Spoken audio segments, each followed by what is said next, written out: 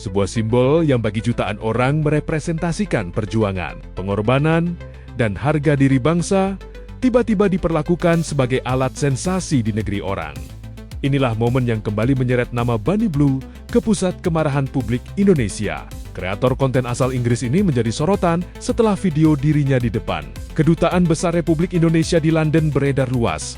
Dalam rekaman malam hari itu, Bunny terlihat berjalan santai di trotoar, sementara bendera merah putih terselip di bagian belakang tubuhnya dan menjuntai hingga terseret di aspal. Adegan singkat, tapi dampaknya panjang. Bagi masyarakat Indonesia, merah putih bukan sekadar kain dua warna. Ia adalah simbol kedaulatan, sejarah, dan martabat. Perlakuan tersebut pun dinilai sebagai tindakan merendahkan, apalagi dilakukan tepat di depan gedung perwakilan resmi negara. Reaksi keras pun tak terhindarkan. Situasi makin memancing emosi, karena Bunny tidak sendirian. Ia berjalan di tengah sekelompok pria yang memberi sorakan, seolah mendukung aksi itu. Hal ini memunculkan dugaan kuat bahwa adegan tersebut bukan spontan, melainkan dirancang sebagai konten provokatif. Dalam video yang sama, Bunny mengaitkan tindakannya dengan pengalaman masa lalunya di Indonesia. Ia menyebut pernah didenda dan dituduh menghina budaya Bali. Dengan nada menantang, ia mengaku sengaja memilih lokasi di depan KBRI agar mereka bisa melihatnya. Yes, I got arrested in Bali for filming. So it's about time I came to the embassy so they could watch it in person. Okay, so Bali's corrupt, and I'm gonna let these men shoot a load on me.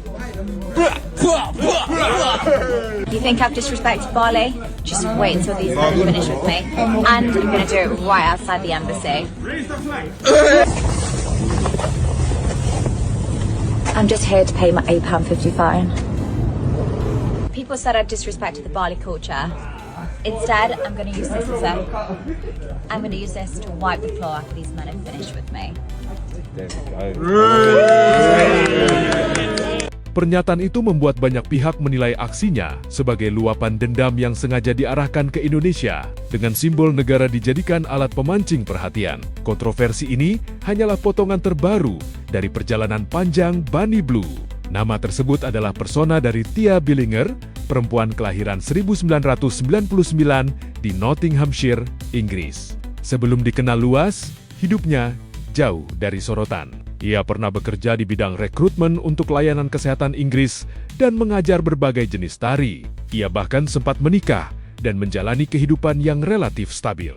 Perceraian pada 2021 menjadi titik balik besar. Sejak saat itu, Tia bertransformasi menjadi Bunny Blue dan masuk ke industri hiburan dewasa. Popularitas datang cepat, diikuti pendapatan besar, namun juga kontroversi yang nyaris tak pernah berhenti. Namanya kerap muncul karena konten ekstrem dan aksi sensasional. Pria yang ikut tantangan 1000 orang Bunny Blue ini menceritakan kejadian sebenarnya di lokasi. Ia bahkan mengunggah foto dirinya bersama Bunny sebagai bukti. Peringatan, jika saat ini Anda sedang makan atau minum, mohon untuk swipe out. Menurut mantan peserta ini, ia berhak merekam video dan mengunggahnya di TikTok miliknya untuk mendapatkan uang. Semua yang terjadi di ruangan ternyata adanya. Ruangan itu dipenuhi oleh para pria, hampir penuh sesak dan semuanya gratis. Seluruh pria yang berjumlah 1000 orang itu berbaris dari ruangan hingga tangga, lalu mengantre hingga ke jalan.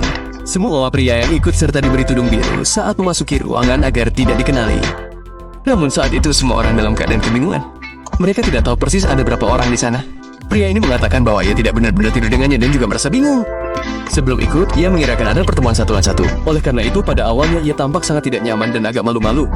Ada berbagai macam orang di sana, mahasiswa baru, pria berusia 50 tahun, bahkan ayah dan anak yang berpartisipasi bersama. Semua orang diperiksa identitasnya dan menjalani tes penyakit sebelum memasuki ruangan. Tetapi bagaimana Anda bisa yakin semua orang 100% bebas penyakit? Ia dilaporkan pernah dideportasi dari beberapa negara karena aktivitas yang dianggap melanggar aturan setempat. Di Indonesia, kasus di Bali berujung pada deportasi dan larangan masuk selama bertahun-tahun. Alih-alih meredam langkahnya, pengalaman itu justru kerap ia jadikan bagian dari narasi pemberontakan diri. Pada 2025, klaim sensasional lain kembali membuatnya viral dan bahkan diangkat menjadi dokumenter. Polanya berulang, kontroversi memicu perhatian, perhatian berubah menjadi keuntungan. Bedanya, kali ini yang disentuh adalah simbol bangsa lain, sesuatu yang melampaui batas etika dan sensitivitas budaya.